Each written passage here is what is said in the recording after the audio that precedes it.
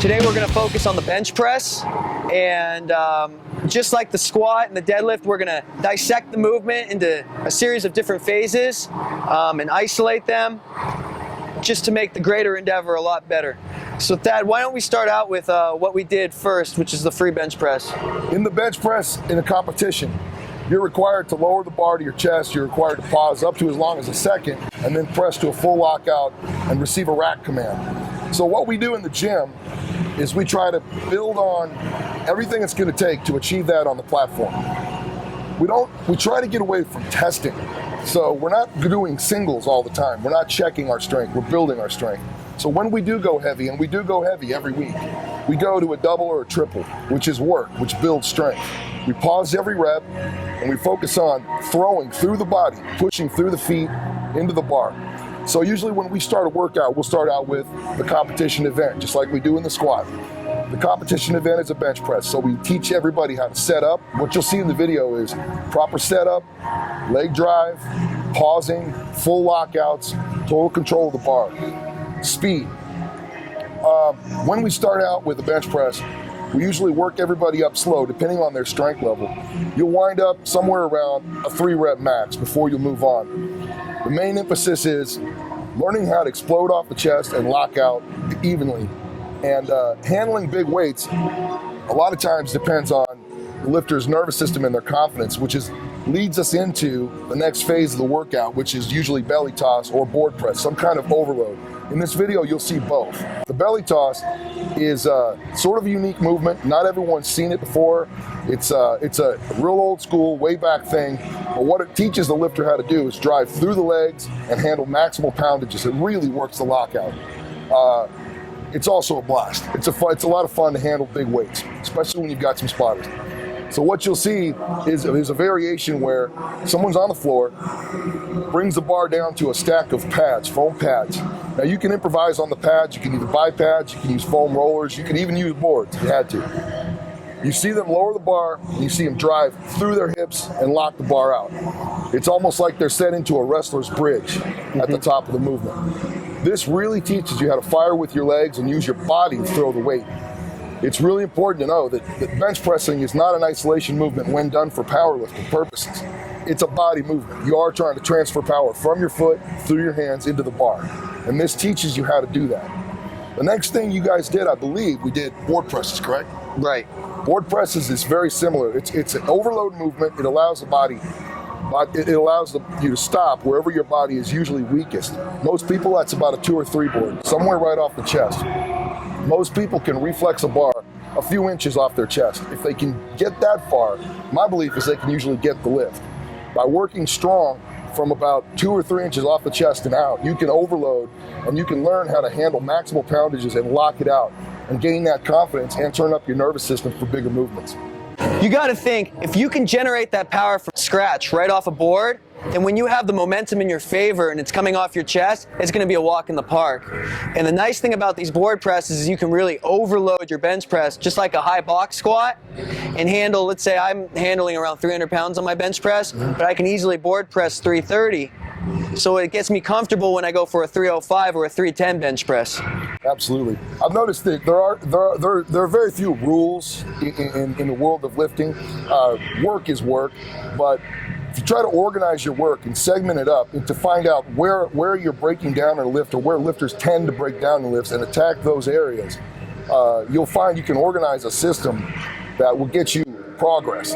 One of the things about this system is that we focus on clean, perfect lifts, competition quality lifts, overloading the nervous system, getting really strong from your sticky point, and building hypertrophy and muscular endurance later on, which is what leads us into repping out. We tend to rep out on every workout. Keep a personal record, keep track of it, but the weights involved are typically about 60, 70% of your 1 rep max for as many reps as you can do. And that number will creep up over time. This is for hypertrophy, this is for neuromuscular learning, this is also just for muscular endurance. It takes a certain amount of endurance to be able to hold your setup and perform a maximal number of repetitions. And it shouldn't be ignored.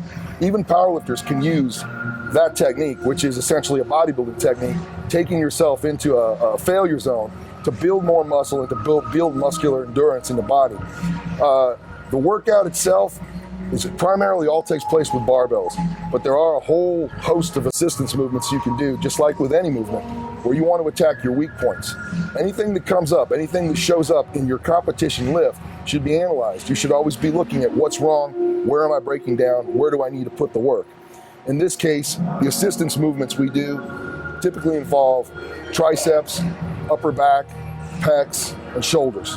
Those are all the muscle groups involved in bench pressing. So when you're in a bench press workout, we'll address most of those after all the main barbell work. Whole thing takes about 2 hours. It's a long time, but you have to do the work if you want to get the results. You'll see guys do a little bit of an individual breakdown when it comes to their assistance work. That's because everybody's got different weak points. Everybody's got different strengths and weaknesses. I, for instance, have really weak pecs. My pecs don't want to fire. So one of my main priorities when I'm working chest or when I'm working bench is to make sure I get in some direct pec work, whether that's flies or whether that's pec deck or whether that's just dumbbell presses. Whatever it takes to help me get the bar started off the chest and work my pecs. Eddie, for instance, may have issues with his lockout. So, correct, yeah. My triceps are really lacking, so I spend some extra time doing tricep extensions, skull crushers, tricep pull downs, tricep push downs. Absolutely. Whatever any individual pullovers, whatever an individual lifter needs to improve their lift, that's what usually that part of the workout is spent working on that. We cover a decent amount of volume during these assisted exercises, anywhere between 3 to 5 sets of 15 to 20 reps per set. So the weight isn't necessarily maximal, but you really want to push yourself. And I always tell myself the last 5 reps have to be mental, something where you don't think you can do it and you just push yourself through. But that volume is going to help stimulate blood flow and help induce size. Absolutely, that is a very good point. One of the pitfalls of getting into powerlifting is that a lot of people feel the lower repetitions are the most productive and they're the most fun, and that tends to be where we gravitate in terms of our training emphasis. You can't leave out the hypertrophy aspect of training. There's a lot of benefit to be had from putting in the assistance work in the 10, 15, and 20 plus rep ranges. That's where a lot of hypertrophy comes in, and that's where a lot of muscular endurance comes in, and it really helps in the long run. You have to be a well-balanced lifter. Yeah, when I went over to Westside and trained there for a little bit, I noticed that these guys would have either 1 or 2 reps in their sets, or they'd be playing around with 200 reps. And it's either, next to nothing in regards to rep count, or just overload. So you got to be smart when you pick which you're going to do. Absolutely. You've got to tailor your workout to you. In this video, we hope to give you some ideas about how you might be able to attack your weak points and at least lay out the guideline for how we train our bench here at Metroflex Long Beach. You'll see some pretty novel movements. You may not have ever seen a belly toss before. Give it a try. It's one of the most interesting movements I've come across in the bench, and it's been known to put pounds on people's bench overnight. Just teaching a guy how to throw with his legs and his body and get confident using heavy weights is enough to make a big breakthrough. Whatever it takes to get somebody to perform well on the platform, that's what we'll do here at Metroflex Long Beach. Okay, well, that wraps up the bench press chest workout. Make sure to check out the squat and deadlift workouts. They're guaranteed to put pounds on your powerlifting total. Absolutely. Thanks for watching. We'll see you on the platform. See you there.